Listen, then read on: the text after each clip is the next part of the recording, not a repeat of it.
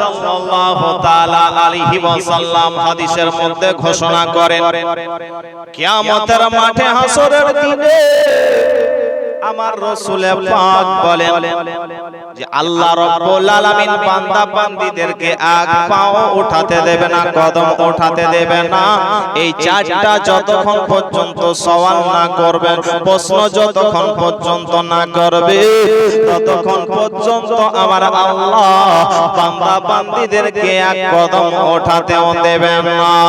আমার রাসূল পাক সাল্লাল্লাহু তাআলা আলাইহি ওয়াসাল্লাম বলেন, এক নাম্বার আল্লাহ রাব্বুল আলামিন প্রশ্ন করবেন যে আমি তোমাদেরকে এই বয়সটা দিয়েছি, এই বয়সটাকে তোমরা দুনিয়াতে কিভাবে কাটিয়েছো, বয়সটাকে দুনিয়াতে কিভাবে কাটিয়েছো।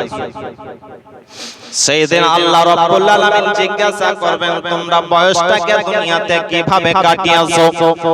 দুই নাম্বার প্রশ্ন জিজ্ঞাসা করা হবে, আল্লাহ রাব্বুল আলামিন জিজ্ঞাসা করবেন, হে বান্দা বান্দীরা, আমি তোমাদেরকে এই জওয়ানি দিয়েছি, এই জওয়ানিটাকে কিভাবে তোমরা কাটিয়েছো, আল্লাহর ইবাদতে কাটিয়েছিলে না তোমরা আয়েশ মাস্তিতে কাটিয়েছিলে, এই জওয়ানিটাকে তোমরা কিভাবে কাটিয়েছো।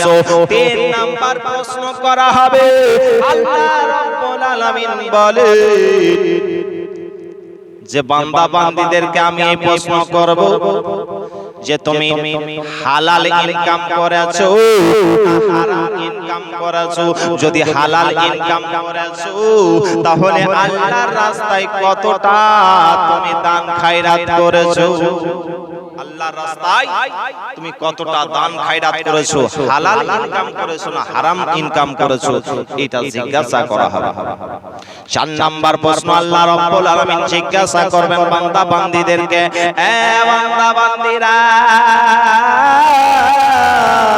তোমাদের জ্ঞান ছিল, বুদ্ধি ছিল, তোমাদের এই ইলমটাকে কিভাবে তোমরা কাজে লাগিয়েছো, বুদ্ধিটাকে কিভাবে কাজে লাগিয়েছো। তাহলে এই চারটা প্রশ্ন আল্লাহ রাব্বুল আলামিন কিয়ামতের মাঠে জিজ্ঞাসা করবে, তারপরে এই পাকে উঠাতে দিবে আগাতে। এক নাম্বার প্রশ্ন, তোমার বয়সটাকে কিভাবে কাটিয়েছো, তুমি আল্লাহর ইবাদতে কাটিয়েছো না ঘুরে ফিরে কাটিয়ে দিয়েছো, আয়েশ মাস্তিতে কাটিয়েছো। বেরাদার, আমরা আজকে এই বয়সে আমরা নামাজ আদায় করছি না। দুই নাম্বার প্রশ্ন জিজ্ঞাসা করা হবে, এই জওয়ানিটাকে কিভাবে কাটিয়েছো।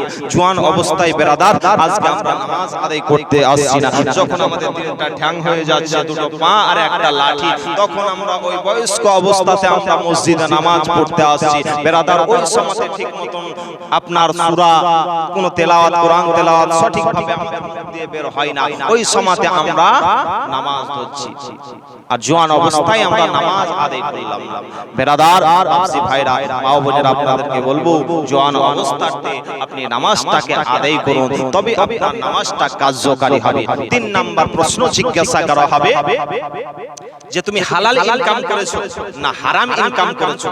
যদি হালাল ইনকাম করেছো তো আল্লাহর রাস্তায় কতটা তুমি দান খায়রাত করেছো। বেরাদার আপসি ভাইরা, এখনো সময় আছে, হারাম কখনো ইনকাম করবেন না।